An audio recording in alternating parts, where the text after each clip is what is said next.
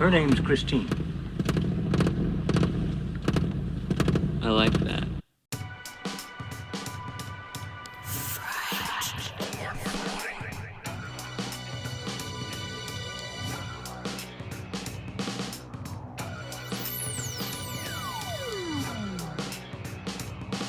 Welcome back, dear listeners, to Fright or Flight, the podcast where we rank, recap, and review every horror movie in a given franchise. I'm Geraldine, the Fright of the podcast. And I'm Frankie, I'm the Flight of the podcast. And today we'll be talking about a book, a film adaptation of a book by Stephen King, as is our season. John Carpenter takes on Christine.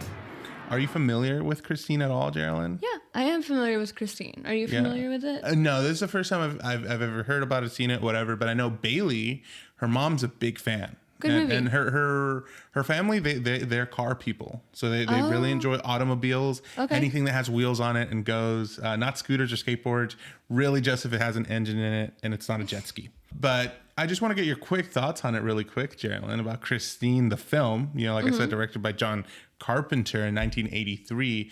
Did you think it was good? Did you think it was bad? Like, how do you feel about it? Oh, that was funny.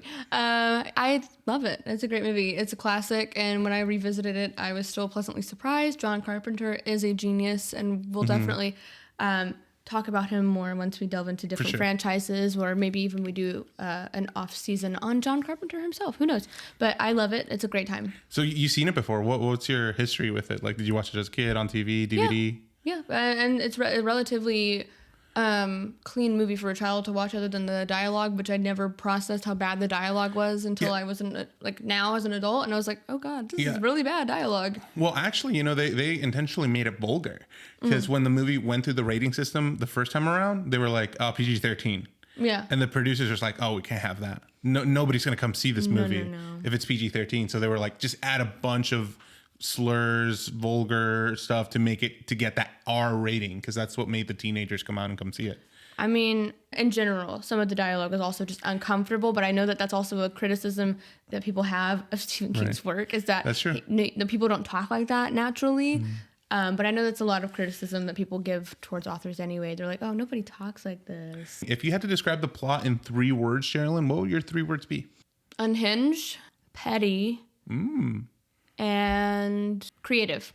Like you said, this movie's directed by John Carpenter. I said John with Carpenter. An R there. Your Southern's coming out. It's John. You've really laid into me. Like, I've gone from being around you so much, it's starting to infect me. Shut your mouth. But Shut your pie hole. John Carpenter has released a film right before this called The Thing. Are you familiar? I am familiar with The Thing. I've never seen it. We discussed it on the Night Swim episode, actually. I don't recall. We'll be releasing later after this season. But the movie did awful at the box office. The Thing did awful, and John Carpenter needed a win. So that's why he ended up doing this film. Initially, he was actually set to direct another Stephen King novel called Firestarter. But that movie has received so much criticism. Well, he was let go of that film because of how badly The Thing performed at the box office. And you know, now The Thing is, you know, a widely recognized and praised film, but at the time didn't do too hot. John Carpenter actually worked on this movie before the book even came out. And the way that happened is Stephen King had been on a roll at media, on TV and on the big screen. Still is. And so people were just dying to adapt anything he made. So after he made a relationship with the producer for Salem's Lot on television, that same producer went ahead and bought the rights to do the movie version of Christine, which he was still working on. So what Stephen King would do would be to send manuscripts over to John Carpenter, and that's what he was working off of. That is really fun. So I imagine the book obviously probably came out before the movie did, and it was like a quick turnaround time. They came out the same year.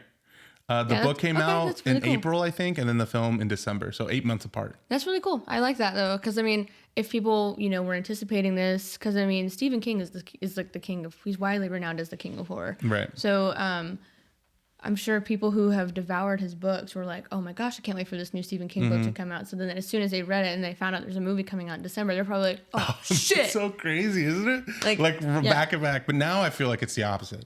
I feel like, you know, I know there's completely unrelated to horror, but there's a really popular fantasy novel called ACOTAR. Yes. And it's been like, I don't know, it feels like a decade since it initially released. And they've been teasing like year after year, there's going to be a show. And it's, you know, taking this long, but believe it when you see it. Rest in peace, the ACOTAR TV show. We don't know if it's ever going to come out. Surely, right? Surely. Well, I mean, it took like what, 10 years or so, 10 plus years for like Five Nights at Freddy's to come out, and we finally got the movie. That's true. John Carpenter has gone on record saying that this movie was just a job, that it wasn't like a personal passion project or anything like that. He just needed something to help him stay in the industry. And that's where Christine came in for him. Because I kind of like it because maybe like he didn't put so much thought into it. Like he was like, yeah, we're just gonna, you know, we have like, he just did it and did what he knows best. And I feel like it's a successful film. It's a really good film, even though it's like, for its time, obviously it's a cheesy concept, like a killer car. But it's so cool, and the special effects are awesome. Especially, I was blown away. Yeah. 1983. Yeah, especially with the car like reassembling itself. Oh, that's so good. So satisfying. Me and Bailey were watching the first time we really see it, because to me it comes out of nowhere. Yeah. Because at first you see a scene where like you see the busted up engine, he turns away, you hear some noise, and then when he turns back, it's fixed. And I'm like, oh wow, that was such a smart way of shooting that. And then, but just a minute later, you get to see it in person actually like fix itself. And I was like, I could not figure out how they did that. Obviously, they don't have any CGI. You don't see any anybody hitting the car, so it's not like they hit the car and then reverse the footage. I was really trying to figure it out. I couldn't come up with anything. Literally, we were like freaking out. We were like, "This is so cool." So good. I think what they did is they probably like bashed the car in from the inside out, and then they reversed the footage or something like that. I think that must be what happened. Because that was my thing. Like I was thinking, it has to be reverse footage, but like, how did they break it since we don't see anybody hitting it to begin with? I was thinking maybe it's like stop motion and it's pictures and they just take quick pictures. But no, the way they did it is they had internally mounted hydraulics that is so cool, that crumple the car inwards. That's why it breathes it in, kind of, and then they reverse that footage to make it look like it's pushing it back out. Yeah, that's what I was saying. So cool. But really cool effect. I was really surprised. Geraldine, let's get into the plot of this film. It's a juicy plot. Do you feel like it's a juicy story? Like, what do you think about our characters between Arnie, Dennis? Okay, I have several thoughts. So let's definitely get into it. First of all, my first thought is that the dialogue between all of the characters is just god awful. It's not natural the way that they're talking to each other. But again, the vulgar thing at that teenage age is on par. So that's right, I will say it is kind of uncomfortable. I wonder if it was uncomfortable then, or is it because maybe it wasn't as uncomfortable for us when we were kids. Now we're a little older. I didn't even realize that they were like saying all these horrible things when I was a child. Like I said, when I watched it, never once dawned on me like they were saying inappropriate things. As an adult, I'm like, oh my god, like this is like bad the way they're talking. I'm like, at first, I have a lot of sympathy for Arnie because of his life and the way that his upbringing is, where his parents are very overly protective and overly controlling of everything. They got him in chess club. They got him in all the after-school programs. And he just wants this one thing. He just wants a car. Yeah, he just wanted a Pepsi. I do appreciate the different background of friends. However, I will say, being as somebody who, like, whenever you have friends in like middle school and then you go over to high school, you all kind of grow their own way, Sure. A lot of the time you still don't stay friends. Like the nerdy guy wouldn't be BFFs with like the jock, that the took you out of famous it? jock. No, it didn't take me out of it, but I was like, that's kind of a not super realistic trope. Don't they say that like, extroverts attract introverts, and like that's usually the pair? You have one extroverted one introverted one. I don't know what they say about that. I mean, I would say I'm an ambivert. I'm an extroverted introvert. Once I know you, I won't shut the hell up. So annoying. I really like Dennis, even though he's like kind of a. He seems like a fairly enough like a stand-up guy, I would say. Like, trying to look out for his friend. However, there's a lot of deleted footage in this film. Really? Yes, and the stuff they deleted it made it look in a completely different light. Well, I don't want to know about it. What's the girl's name? Lee. Lee. In the deleted scenes, Dennis did, even though that Lee was seeing Arnie, he made a move on her. I was gonna say And the way made that they out were acting at the end, right? Closer to the end, but also like when she's like, "Can I come over?" I was like, "They're really touching." That's like weird because like that's your best friend's girl. Exactly. But you're gonna be all touched. But however, to his knowledge, he asked her out first because he didn't know about Arnie asking her out. I love that's such a nice jab at like the jocks. Like everyone's like, the new girl, fresh meat. Everyone has to have her. And then she keeps turning down everyone. And then she's like, I already have a date. And it's like the nerd, the guy that wouldn't get the girl. However, he is also a nice guy, TM kind of thing. It's the worst of both worlds. Like I think in the 80s we did get a lot of that, like in Revenge of the Nerds, things like that, where like it's like, oh look, it's like so empathetic for this character who usually gets bullied to get the girl. But then now, you know, even another 20, 30 years later, we're like, oh, it still has this like masculine sense of ownership and pity and all these other, you know, negative emotions. It may have been just me, but I did get like and it might be just a stretch, slightly homoerotic vibes between Dennis and Arnie. Thank you. We're about to play a clip. Perfect. Talking about that specifically because in the movie, one of the first scenes that we get to see when we first meet Arnie is he is such a nerd. He's like stepping in the water. He's forgetting his lunch. His mom is like telling him, do this, do that while he's on his way to go meet Dennis. Oops, all the trash falls out of the bag. Exactly. But when he gets in the car, he starts talking to Dennis, you know, and then we talk about how Dennis looks after him. But this first conversation sounded so homoerotic to Bailey's the one that Bailey's the one that pointed it out. Literally, like, what's his name? The jock friend is Dennis. like Dennis. He's like, man, Arnie, we gotta get you laid, man. And I was just like, that is so gay. Play the clip. That is so gay. You know, Arnie, I was thinking. Uh-oh. No, seriously. Now that we're gonna be seniors, I figured it's about time that we got you laid. You know, like this year, huh? I need a girl to get laid. Well, what about Gail Justin, huh? Oh, Gail, just in case? No, I don't like her mustache. Fuck you, Arnie. I mean, what do you care if you get a little hair in your mouth, huh? Okay. How about Sally Hayes, huh? She's cute. She's a sophomore. So what? She's a walking sperm bank, Arnie. I know. Come on. Well, I don't think I have the minimum deposit to open an account. You know what I mean? Are you kidding? You carry your life savings between your legs. Yeah, come on.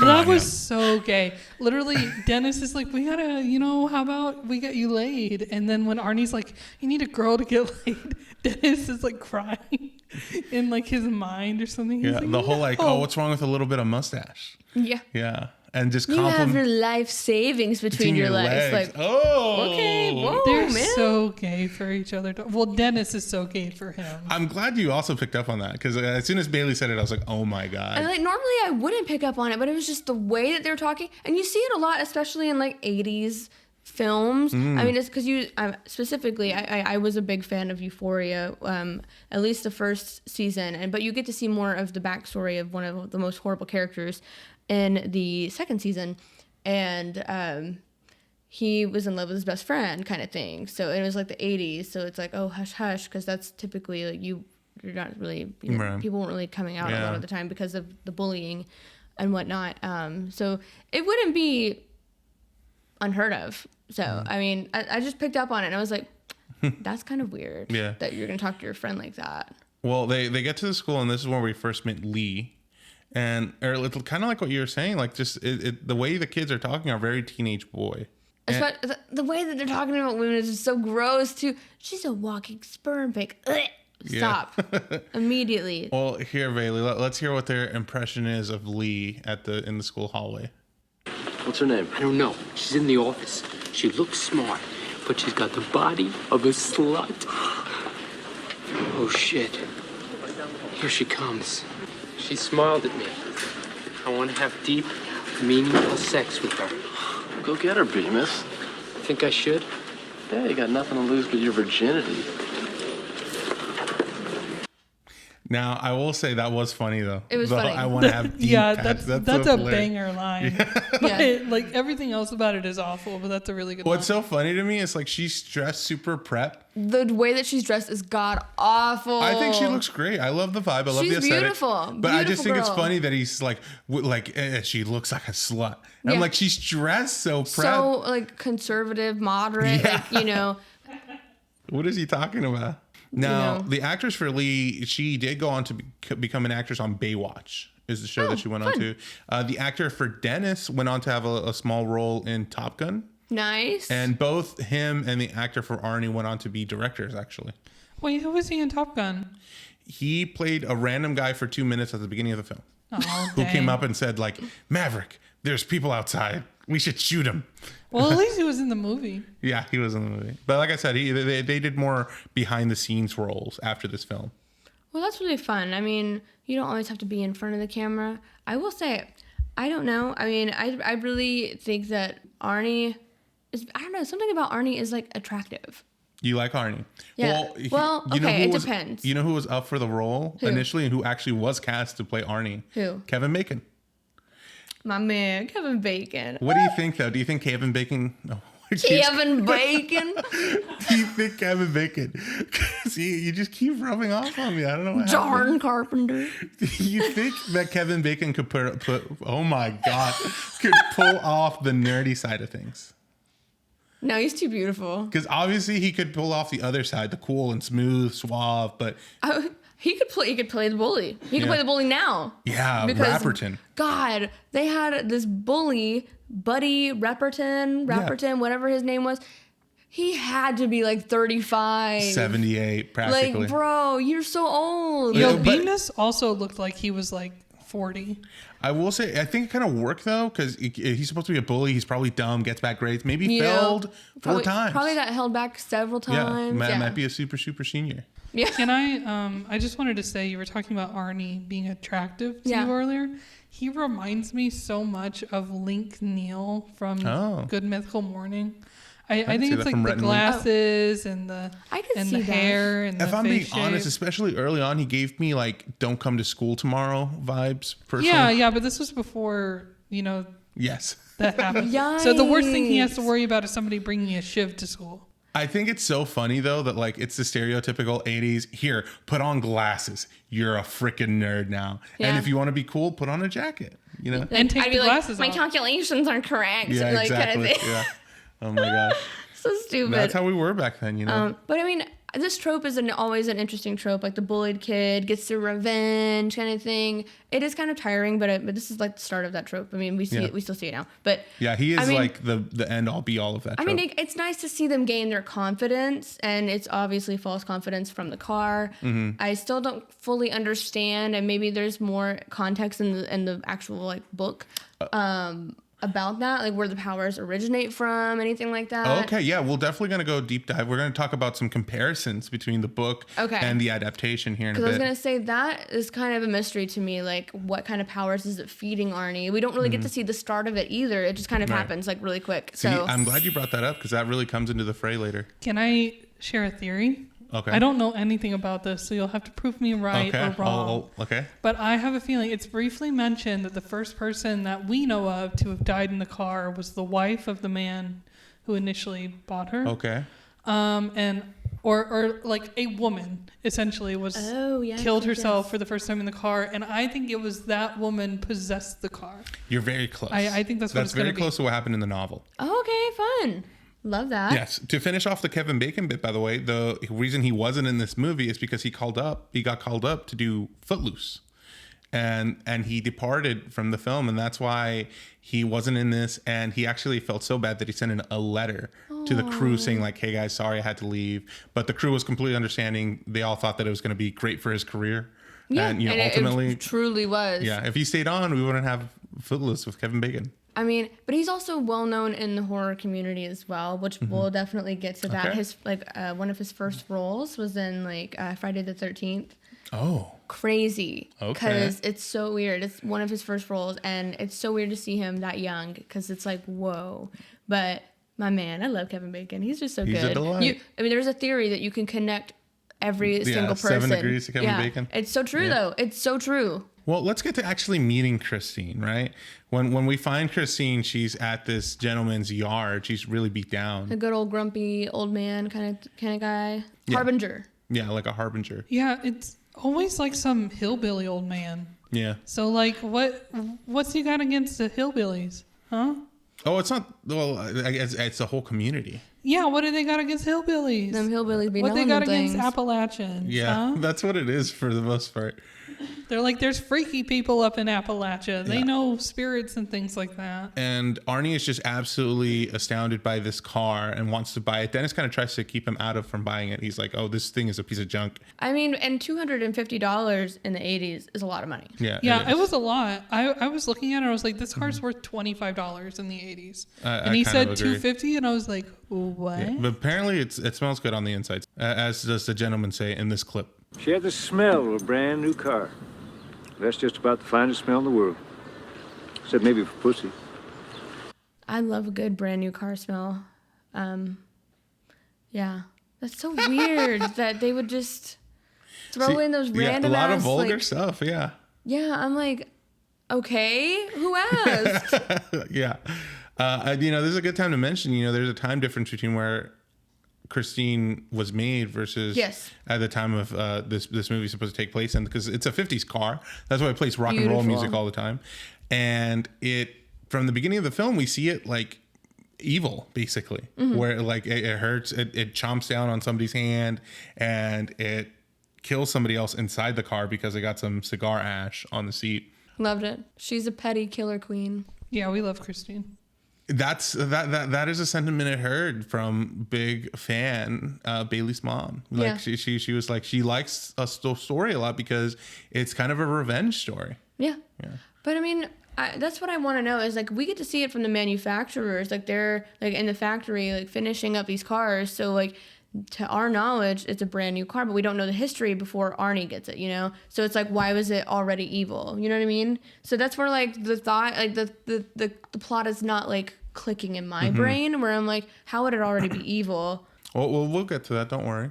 Okay. The car kind of makes Arnie and completely obsessed with it. That's all he wants to do. It's all he ever thinks about. You know what? I believe they based this newer age film like off of this movie.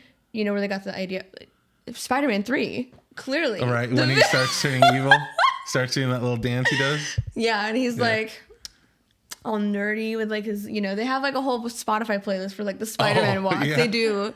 It's so lame, but it's so just funny. like Spider-Man 3. But it's just like it. Like it's a whole different persona. We're like the light and the dark. Do you ever wish you had that in you, like just like an alter ego that you can click on and off? Like, oh yeah, when I'm around my family, I'm like this, and they wouldn't have a clue that I actually like sell drugs outside the back of an alley or anything like that.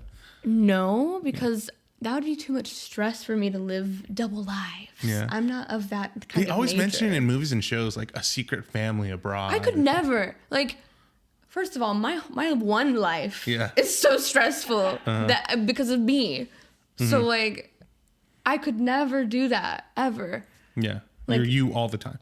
I'm me all the time. Me all the time. And she's a lot. So. Well, this transformation leads to a few things where for when he was once nerdy, he's now all smooth and suave, and he gets the girl, and he actually causes a huge accident for Dennis. Actually doesn't make any sense to me, but he does, where he's playing a football game and he gets hit on the side, tackled. Yeah. I don't. I'm so sorry. What? So they were at this football game, and that's where he sees Arnie with Lee, and he's like, that's when he first finds out about it. Like, she rejected him for Arnie. Yeah. And they, like, start kissing. Arnie knows they're all watching. And, like, the way that they're kissing, I don't know. Arnie just has, like, really, like, supple, like, lips. You noticed that, huh? I was like, okay, going off with the kiss. It looks really soft. Okay. Do you relate to this experience at all, going to a football game and making out? No, I never made out at the football games, but I did go to the football games. You did, okay. Maybe it's more of an 80s thing. Maybe they got there to watch the football game, but they stepped out and made out in front of his car immediately. Well, first of all, I never had a car when I went to these football games. I was like in middle school and early high school ages. And then after a while, I just stopped going to the games because I had absolutely no connection.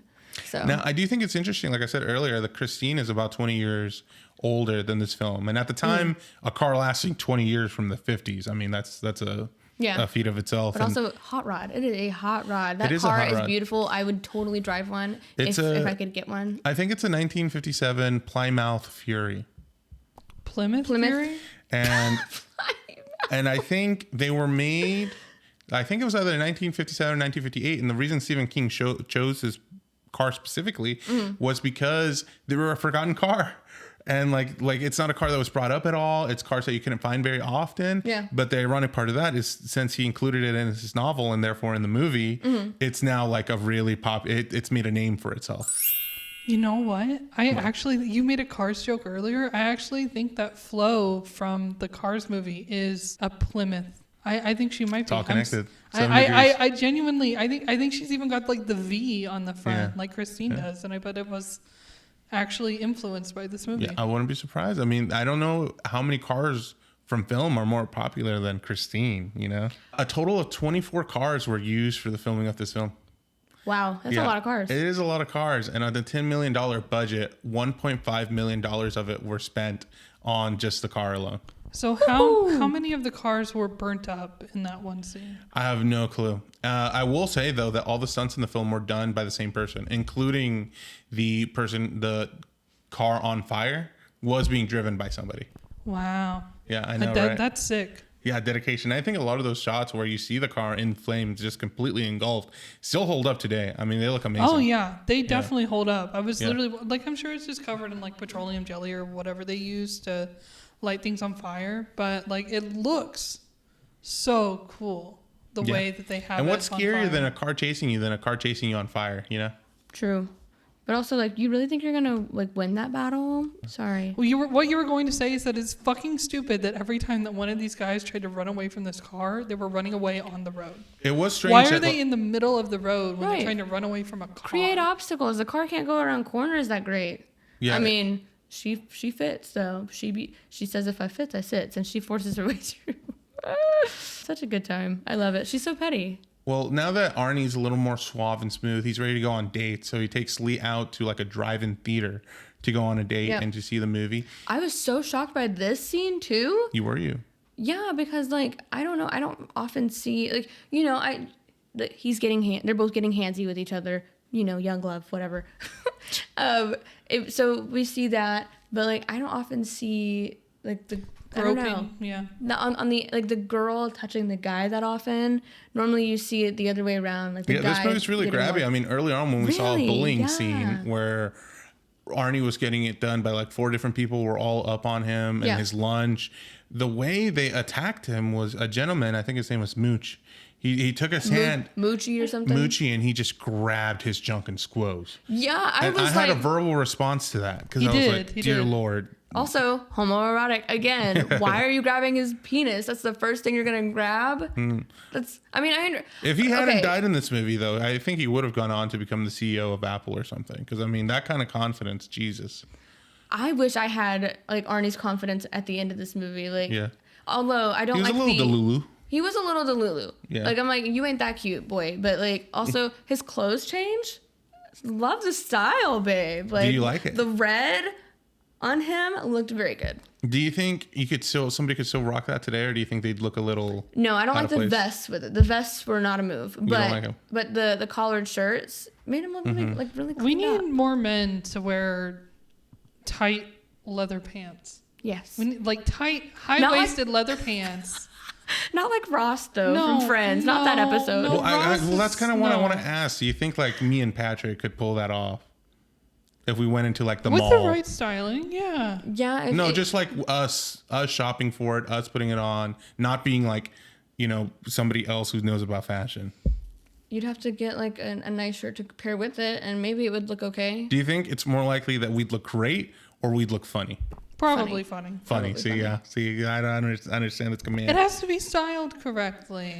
And everybody has different body types and different things that like accentuate your body type. So you have to like work with that. I still don't know how to accentuate my body type because they don't teach you these things. And women's fashion is awful. So we won't even get into that soapbox. What do you think about this scene where she starts choking in the car while they're on the date on a hamburger? Yeah. Do you, because I was a little confused by this. Do you think Christine made her choke on it? Or do you think Christine was like, oh, snap, she's choking on something. Let's lock all the doors. Do you think it was an opportunity thing? Or do you think she did it? It was like her doing that she was choking on something? Clearly, she was like, no, wait, this is a different scene. No, wait, this was the same day where she like hits the car and stuff. Yeah. And then later she's like, yeah. with the sandwich. You know, I've had those moments where it goes down the wrong pipe. Could have been possible. Yeah, have you ever get Heimlich maneuvered? No, I've never had it. I've never Do you feel confident in being able to do it to somebody else? I don't know, if I'm being honest. I did take a class on CPR, so I mean, I know how to do it. Do I know how to do it well? That's the problem. Would you even try though? Like if you and Patrick were eating somewhere and he started choking, would you like, oh, come here, and then start squeezing him? No, I'd probably die. What? I'd probably die. Me. If I'm the one experiencing it? No, he's the one experiencing it. Oh, then yeah, I'm going to help him. You think but do you think your mind would go to Heimlich? I'd probably try to do like. Oh, stuff your fingers down his throat? Get it out of his mouth. I don't know. Oh, wow. That is actually a step to like check if the airway's blocked. But anyways, this is very silly. After thinking about this scene more, I was very confused the first time that we watched it because I thought that she was choking on like CO2 or something. No, it was a bite of a burger. Yeah, I think what happened is I think Christine orchestrated it and it just happened to work in Christine's way. Yeah, I also agree. I think it was opportunistic. Well, and not just that. I think what happened was Christine, Lee hit the car. Christine was like, fuck this bitch. And she stopped one of the windshields so Arnie would get out. Arnie gets out. And only once he's out does Christine turn on the radio. But I think Christine waits to turn on the radio as Lee has taken a bite of the burger. To shock her. Yeah. So I think she tries to shock her into choking and it just happened to work. That's my You guys are right. She's theory. petty. She's jealous. I'm Petty sure you're queen. relatable. You relate to Christine quite a bit. Love it. Okay. Here, I'm going to put you in the situation. Okay. Let's say you're a parent, you have a child, and he's suddenly all this way. And then he comes home to you, and as you're telling him, like, hey, you need to figure something out, he yells at you and then slaps you across the face. Oh my God. I literally wrote down in this scene, okay, if I were the child in this case and I tried to like come at my parents, I'd be dead in the ground, deader than dirt, 6 feet under. Yeah. What the gall this man has. However, his parents were annoying as hell. They didn't deserve that, you know? So you're talking about the scene where Arnie like decks his dad, right? Yeah. Doesn't that happens? I literally said when we watched that, the dad just gets hands off at that point and just lets Arnie do whatever he wants. Yeah. I was like, no, that kid needs to be chokeslammed to the ground. I'm like, you are letting your kid get away with this aggression. You have to put them in their place. And it's the 80s. He's it's not like old there's enough. any repercussions here. He's old enough to know better. Yes. Like, if he's picking a fight, you give him a fight, in my opinion. And you know what's so funny about it is like back then, you know, they're like, what's gotten into you? My first instinct would be like, you're on drugs. Give him. Give him. Yeah, it is interesting that he completely doesn't want any on his personality, and his parents don't really question it. They're like, oh my God, something's happened. You're his best friend, Dennis. What's going on? I'm like, oh my God. That like, actress's name, by the way, also Christine. That's funny. Yeah, it is funny. Yeah, the parents, atrocious. But like, again, we were talking about Arnie, like in this 180, like he's totally giving like nice guy vibes, especially at this date. Like he tries to get handsy and she's like, no, Arnie, I can't. And then he's like,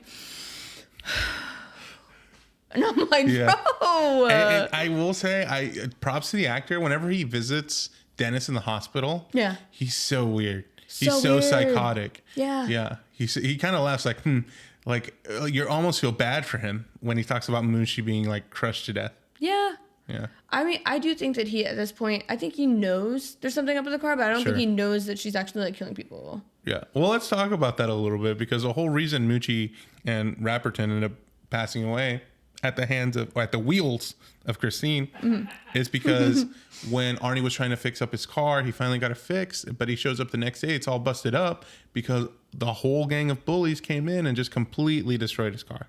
And then, but unbeknownst to them, the car fixes itself. And that's where we get that incredible scene where the internal hydraulics reverse footage, we get to see it do these magical things and repair itself. I will say there is a scene there where Arnie sees it firsthand for the first time, and you tell me, I think it's a very sexual scene with the way Arnie talks to the car, because he tells the car to show him, and then she does it. And I have a clip, and so we can hear and see what you guys think. Okay. Show me.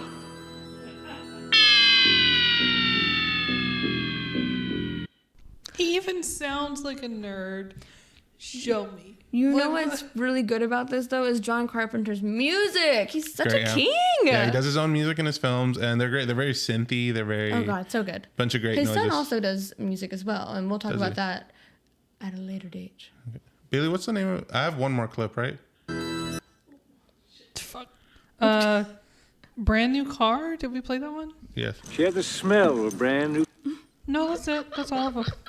Oh, that's all of them? Yeah, that's awesome, it. Good. I did all of them. Are you guys going to talk about the creepy detective man? I actually don't have that in my notes at all. Oh, wow. Then can I talk about him briefly? Yeah, absolutely. Yeah, go ahead. There's this gentleman that comes up and starts investigating Arnie. He is like, a bunch of people are dead now. Body found in Christine, which is Arnie's car, the body of which is of the shop owner. Darnell, who passed away in a very ridiculous manner, I say personally. He got squoze to death by the front seat. Yeah, he got squished. Yeah. Smushed. All of the things. Literally, all they had to do was add like a crack noise to signify like his spine cracking or something, and it would have been way more effective. Yeah, but he just goes. Yeah, but that's why they have a detective on Arnie's trace. But yeah. This is the second time that we meet the detective. The first time we meet him, it's stupid. It's just inherently stupid. But the second time we meet him, it's this whole thing like there is a dead body of Arnie's boss inside of Arnie's car. And the detective is like, you got to stay with us, and Arnie's like, but I got to get to school. And the detective's like, well, you got to figure this out, whatever. And then the scene changes. And then it's just like 2 minutes later, Arnie is in his car picking Arnie got up. Christine back. Yeah. There's no mention of if he went to school or if he missed school. There's no mention of the detective. There's nothing. So he didn't get detained. He didn't get anything. Well, he had proof. He had evidence that he had a alibi because he went to buy all the stuff. He even showed him the receipt. But it's still a dead person in his car. Realistically, the police would have still taken him in for questioning. How else are we going to move the plot along? You know what I mean? Well, they could have brought him in for questioning. That would have moved the plot along. Well, I will say part of a lot of people's enjoyment of the film is kind of like how you said, where we didn't get a lot of backstory about what happened before the car came to Arnie, is that people praise John Carpenter for not including all the stuff that isn't necessary. But that is necessary. So it's all thrills for a lot of people, and that's why a lot of people actually prefer the film over the novel, because they say the novel just goes on all these different tangents while the film is focused. It doesn't matter where Christine came from. Not only we get to see all the kills. Yeah, but we only see the manufacturing, and then the story. The only story that we get is just a tidbit of a guy owning it and it killing his whole family, and then it kills him as well. That's all we get. That's not enough for me to really justify what's happening to Arnie, because I would like to see maybe a backstory or another I don't know, era of another owner having it, and somebody from the 50s owning it, and happy days, going along with their family, and then I don't know, giving me more juice there, Yeah, I think unfortunately the movie gives you bare bones exactly what you need to see to have enjoy your time. So it shows you all these fun scenes, all these effects, it lets you see Arnie turn into a horrible person and all these fun death scenes and stuff. But unfortunately we never get an emotional connection to Christine, at least not a deeper emotional connection that we could have, because they don't delve into her story at all. No. And similarly, the detective, he should have just not been there at all. Because whenever the detective is there, it's so useless and stupid and shoved to the side. I couldn't disagree more. I love the detective. No, here's what I'm saying. He is a paranormal automotive detective, is the thing. Because when he shows up, he shows up and like, this is a guy who's investigating the murder of 2 children, 3 children. At this time, it was just Moochie at first. Well, you're right. It's this poor child who said they have to scrape him off with a shovel. But when he comes to confront Arnie, instead of asking him questions about like, what were you doing last night? He was like, I can't see where the fill lines are on this car. Yeah, you is did this paint color even sold anymore? Yeah, you're so good at body work. He's like questioning Christine. He's not questioning Arnie. He's interrogating Christine. Like he's already like, this got to be a ghost car. Yeah, this is a ghost car, ain't it? This is a ghost car. Yeah, that's just like first conclusion. Here's what I'm saying though. It's just the way that the detective is in this movie, the way that he's in it already, he shouldn't have been in it in general. However, if they gave him more scenes where it was just him alone putting like the clues together so we could see the context of what is going on inside of his head, yes, that would make sense. But in the 2.5 scenes that we see this man in, completely useless, derivative, and stupid. I really disagree. I enjoyed his presence. No, in the film. you agreed when we were watching this movie. I will say I would love a version of this film that is just him. Oh my! And just completely from his perspective, and the whole time he has like a board full of ghost cars, and he's like, oh, this is my time. It's finally happening. He's like haunted mansion. What if he's the one that wrote the Cars script for Pixar? What? Well, unlike the detective, who isn't concerned with Arnie at all, Lee and Dennis end up concluding it's got to be the car. Something's going on with the car, and that's what's ruining Arnie. And we need to find a way to destroy Christine. So they come up with an elaborate plot to get the car in, destroy it, lock it inside the garage, done with it. You know what's funny? Before they do reach this conclusion, she's like, can I come over? All of that stuff. But before that even happens, she has this like horrible moment where Arnie is just being a nice guy, rejected, TM, It's so funny. Oh, because he's like, I love you. Don't you love me? We should give this one more shot. He's like, well, is that a fucking yes or no? Like, and then he's like, yeah, like, fuck you, bitch, or something like that. He literally says that. And I was like, oh my God. There it is.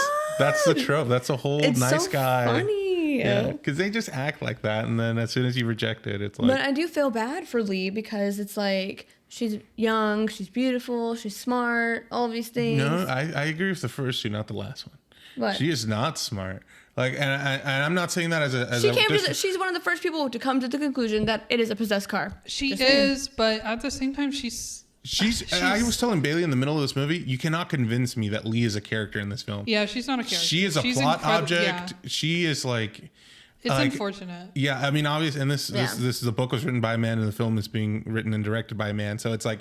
She is just so filler. Like, she does not have a personality. I don't understand. She goes at the end of the movie. The whole reason she's there is because she says that she cares so much about Arnie. Mm-hmm. First of all, why? Because I wouldn't. He's really being mean to you. Yeah, he's being mean to you. He's being awful. Why do you care about him? Why would you even be with him in the first place? Like, not, and it just, the way she's used, like, Stephen King said it about The Signing when we covered it last week. I think it's pretty misogynistic. Like, she's not really her own character at all in the film. Yeah, I'm sure she is more dynamic in the novel than what is actually given to us in the movie. But at the same time, even though there's a lot of deleted scenes, like you mentioned, which I would love to discuss what the deleted scenes, like what we're missing, essentially. I already picked up on that like level of like attraction between Dennis and the main Lee. 2 parts of the deleted scenes that we miss out on is that one, that Dennis and Lee had something going on. Mm-hmm. And Arnie found out and got mad. And he actually even used Christine to bust some of his car a little bit because that's where they were. They kissed. Lee and Dennis did in the deleted scenes. So that's one of them. Juicy. The other thing is that Arnie was just way more aggro in the deleted scenes. Like in the interactions that he had when he was coming in to the hospital, he was saying like some just more menacing things than he did in the movie. I wish we saw a better transition. Mm-hmm. From him being the nerd, like, to the whole, like, F you, bitch. Like, I just wanted to see more of it because it's, like, complete 180. Like, you don't get any introduction to it. It's just, I don't have to listen to my parents. I don't have a curfew. I'm doing what I want. Yeah. You're not going to take this one thing from me. Yeah. And I'm like, bro, chill. It's just a car. No, you're right. He wants to fuck this car. He really does. It's like that My Strange Addiction show. Have you seen that? There's like a car guy who literally... Yeah, the exhaust pipe. I mean, I get it. It makes a lot of sense to me.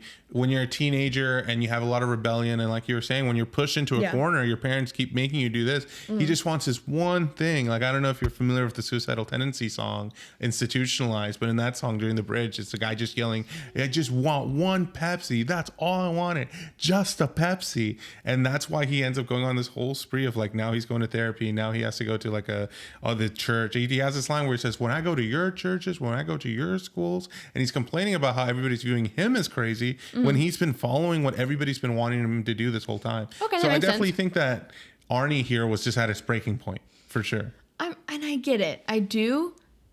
But my guy, I'm sorry. Like, it's not it. It's not good behavior. And like, you're not going to win the girl back by being so aggro and mean to her.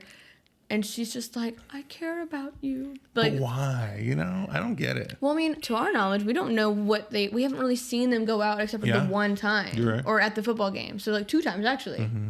3 times. And one, he did go back for her, like after, you know, she ran away and just like, hey, let me drive you home. Yeah. But 2, when he dropped her off at her house and the front door, he was saying like, oh, you're moody probably because you're, what did she say? He basically says because you haven't gotten any in a while. And obviously that frustrates her. Oh yeah, because you're sexually frustrated or something. And I'm like, okay, Billy Loomis, chill out. Oh yeah, Billy. Literally. Oh my God, it's been a year. Get over your mom's death. I'm like, now crazy. They end up figuring it out. You know, they set up their trap. They're in like this huge bulldozer. I don't know what the proper name for it is, but I'm gonna call it a bulldozer. No, that's correct.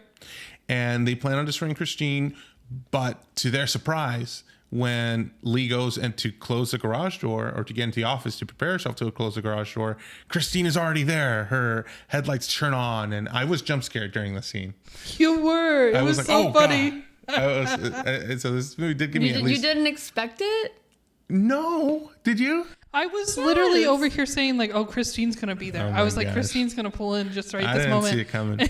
I said it out loud, and then her lights turned on, and he freaked out. Well, I got to say, this is a moment of solace here now, because right after this, Arnie drives his car into a building, crashes through it, and then crashes through the front windshield of Christine, flying towards Lee. And we see that when he comes up for air and he turns around, he has a piece of glass that has been impelled into him.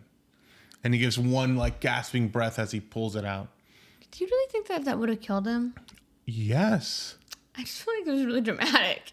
It was very dramatic. I don't know. I mean, it's Christine's fault for not having seatbelts. Yeah, Christine obviously, cars back then didn't have seatbelts. Yeah, that's true, especially in the 50s and stuff. They're like, yeah, we don't care. Fucking jump over the seats. Yeah, and they were surprised. Yeah, I don't think seatbelts were a requirement until 1968. But you know what's funny is I really don't think that back then, maybe they didn't have near as many car accidents as we do today, because now we also have the cell phones as a distraction while you're driving. No, I think we had more back then, actually. Are you sure about that? We'd have I to do a mean, comparison. drinking and driving wasn't That's true. Back then, illegal until the 80s. those like especially in Mad Men, you'll see that a lot in Mad Men. He'd be like drinking like straight up whiskey, driving, and I'm like, that'd be perfectly fine. boy, I what love are you finding doing? footage, like news articles from the 80s of people going, like interviewers being like, hey, they're going to make drinking illegal. What do you think about that? And they're like, I can't believe it. This country's really trying to take everything away, all our freedom.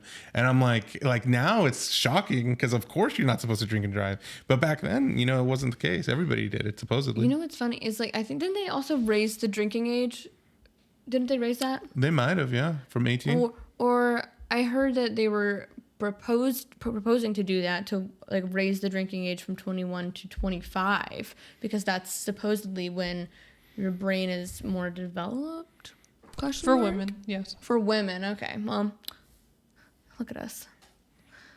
I actually am kind of upset about that because now I'm stuck with this brain. But whatever. Go off, you stopped growing. Yeah. But, you know, I thought that was a thing. But maybe it was just the cigarettes, because I know they did raise the age from cigarettes from 18 to 21. Yeah.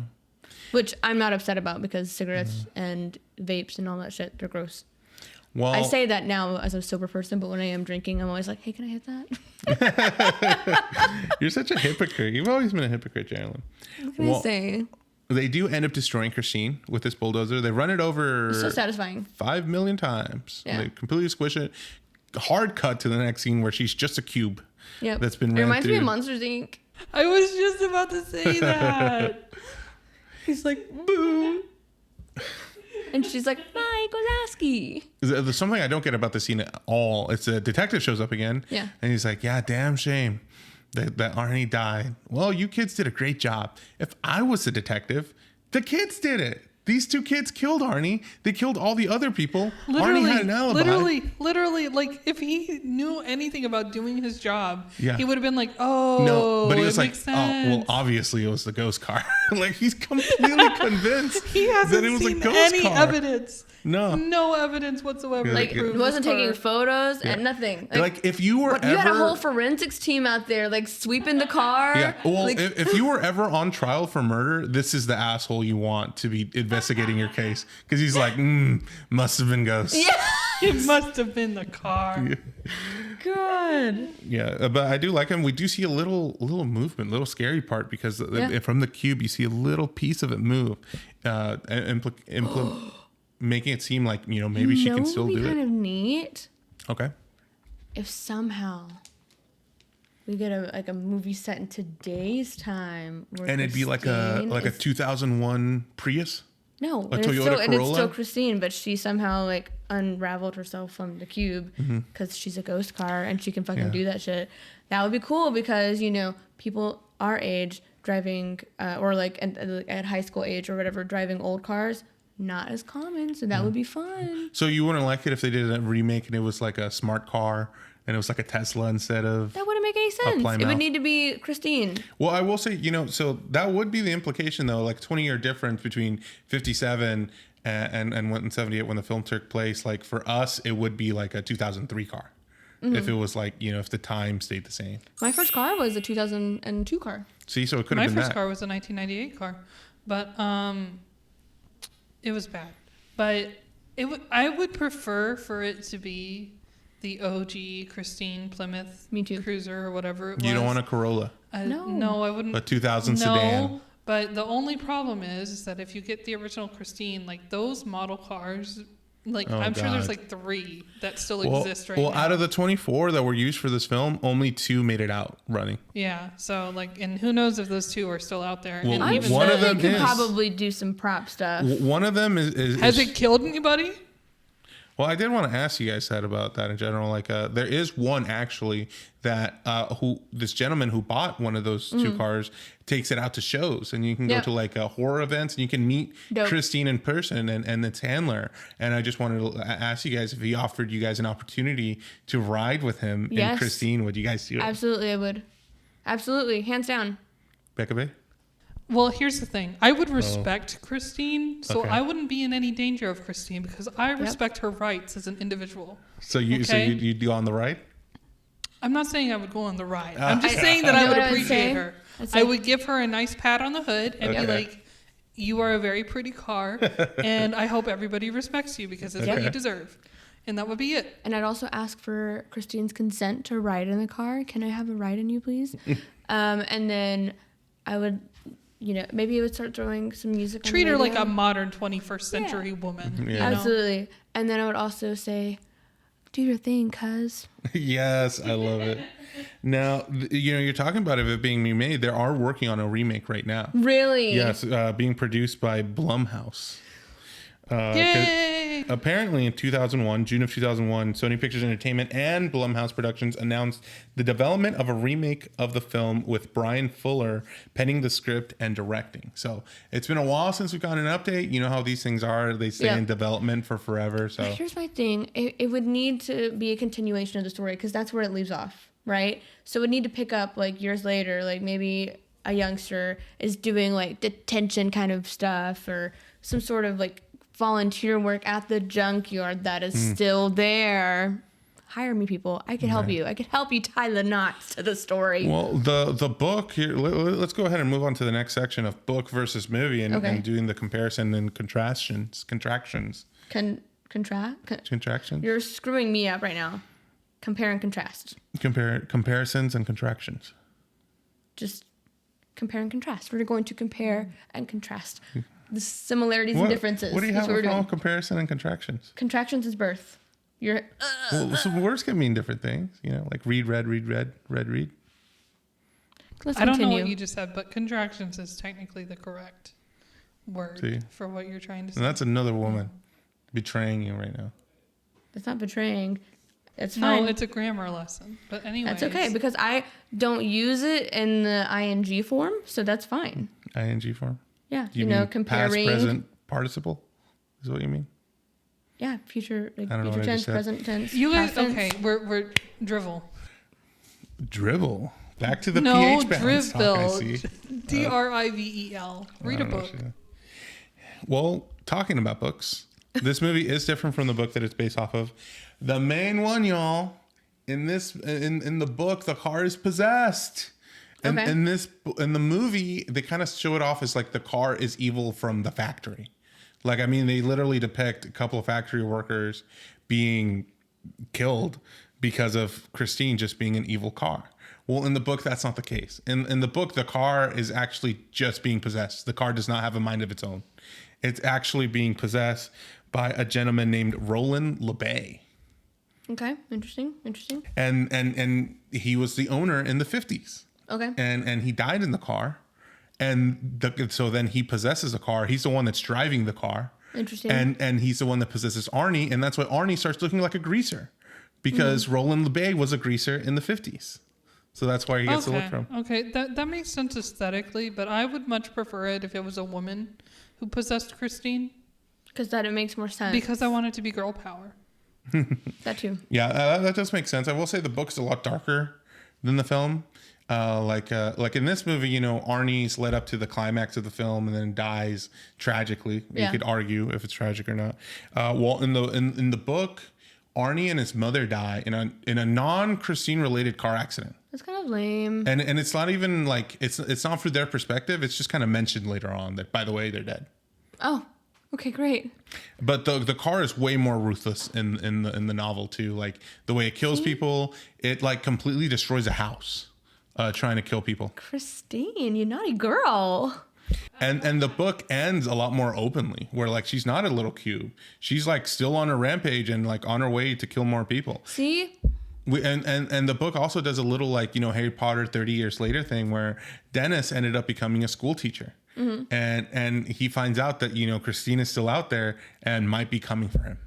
Hell yeah. So he's got to protect himself. And apparently being in a house isn't enough protection. Like Christine can still get to you. He shouldn't have said what he said about her. As far as what Stephen King thinks about the book, he has this quote: "I may just be the most adapted novelist in modern times, and I don't say that with pride so much as with a kind of stunned bemusement. Several honorable adaptations have come from this 30-year spew of celluloid, and the best of those have had a few elements I'm best known for: science fiction, fantasy, the supernatural, and pure gross-out moments. The books that do have these elements have, by and large, become films that are either forgettable or outright embarrassing. Others, I'm thinking chiefly of Christine and Stanley's take on The Shining, should have been good, but they just aren't. What? They're actually sort of boring. Speaking for myself, I'd rather have bad than boring." Damn. He shit on this movie? This movie is so good. It's another, you know, like we talked about last week. He just delves off from the book so much. All the stuff that you were saying that we're missing, like, well, who had Christine before? Exactly. How okay. did she get there? Like, that's all in the novel. And John Carpenter took all of it away because he just wanted, like, the surface level killing, kind of romance, nerd to jock. I picked up on, like, this Lee and Dennis thing. Show that. Show Arnie spiraling out, like, Christine, go get him. Christine, they broke my heart. Go get them. Like, that would be funny. You know, I want to see that. Yeah. I think the best you get at that is those sexual moments between Arnie and the car.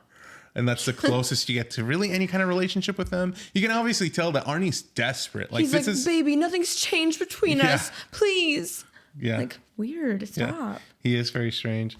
But overall, I thought this movie was moderately entertaining. Yeah. Like, I didn't think it was a bad movie. As far as what Stephen King thinks, like, is it being boring? I do think it was slow at times. And like you said, I do think they could have gone deeper, and I'd be excited for a remake. Yeah, I you would know, too. and see how they would do it. You know, Well, especially with the modern technology, the 80s, that's awesome what they did with that. But with the well, also I mean, that crumpling, the self-repair will look amazing. The practical effects. But like with today's technology, I'm sure the practical effects could be even more killer. And 2, CGI is not a bad thing. That would be also neat to see. I feel like it'd be worse. I think I think the it'd be good. CGI would just not make it look so far But I worse. mean, with also the tools that we have today, I'm sure the capability is there to make an amazing adaptation. I will say, you know, Stephen King movies lately have been coming back. You know, they've been making more.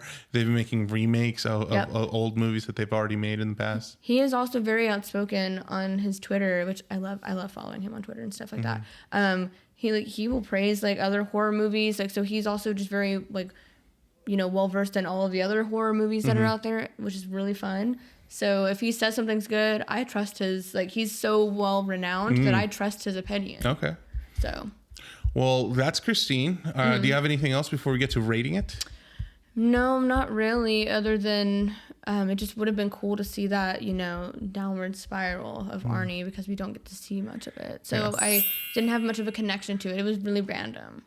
I just wanted to say that while I don't think the acting is great by any means in this movie, the actor who played Arnie did a really good job of being unhinged. Yeah. Yes, he did. He was very scary. Yeah. Definitely school shooter vibes from our perspective. Obviously, they didn't have those back then. But he had an intensity to him. Yeah, and just he really a stare. did. Yeah, especially like when the detective kept like standing outside the car, and then he's like, like his wide eyes was like, stop. Ooh. Well, let's get to the rating of this film. Okay. I watched it. I think a lot of the themes that maybe aren't actually inside the film, but you can like kind of parse out for yourself in your own headcanon, are very interesting. Just like the tragedy of Arnie being pushed towards his kind of fate. Also, just teenage rebellion and just wanting something that makes you feel better about yourself. Yeah. Like an external thing. I think that's a lot of things for people, like sports. Yeah. Just hobbies, interests. That was so sad. That was a really sad little additive that they had in there about Dennis and him like not being able to play football anymore. Yeah. We see that a lot with a lot of like sports related stories too. Of course, that's a big trope, but it's also a reality. So felt really bad for him because he's like, my one thing is taken from me. My biggest complaint about this film is that I just feel like the emotional depth of this film isn't very deep. No, it's not. Like it's all very surface level. Very. You kind of get what's going on. And while one of my favorite parts of the film is just all the amazing effects and just like I was just stunned for 1983 especially. Yeah. The music was fantastic.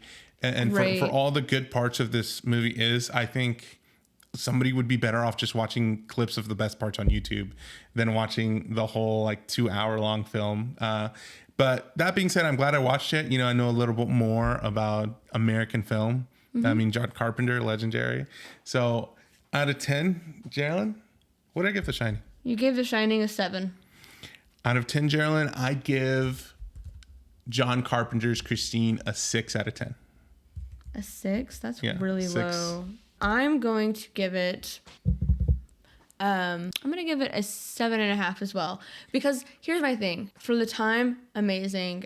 Even though it was just a project to John Carpenter, like he had no connection to it, it was still really good. And I also really enjoyed, like, you know, the teenage struggle with it. It was a lot of fun. The acting could have been better. Arnie did great. I thought he was the best actor in the film, obviously. Other than Christine, because she did amazing too. But I don't know. I think the biggest complaint I have is that backstory. I'm missing that. And I wouldn't want you to delve into it too much, but just give me a little bit of history, because we just see the manufacturer and then she's in some dilapidated yard for like this home that is like being sold and kind of repaired, not really. Right. You know, like I'm like, I have no connection to it. Like And also, I would like to know why he was so, what's the word, led to the car. Like, he was so enamored by it before he really, like, how the hell did you see it when you're passing? I think it's definitely, I don't know about early on, but I do think at some point it is he's being possessed and he's just, I think, you know, from a narrative perspective, you can argue that is what the theme is about, and about finding this one thing that doesn't yell back at you and that you can feel pride about and feel good about yourself in.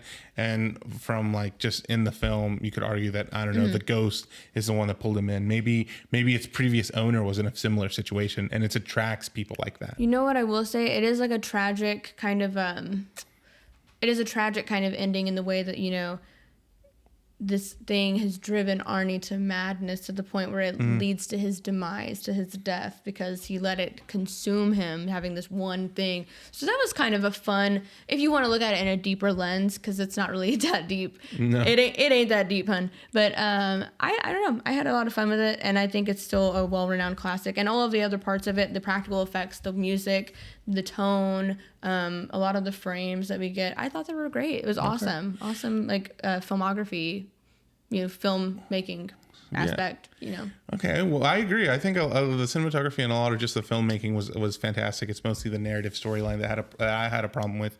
But between you giving it a 7.5 and me giving it a 6, ends up with a 6 3/4 for the both of us. So 6 3/4. That means it's second place currently. The Shining stays at its first spot with its current rating. Next movie we're going to cover is Misery, which I'm pretty excited about. Never seen it, obviously. Never read the book.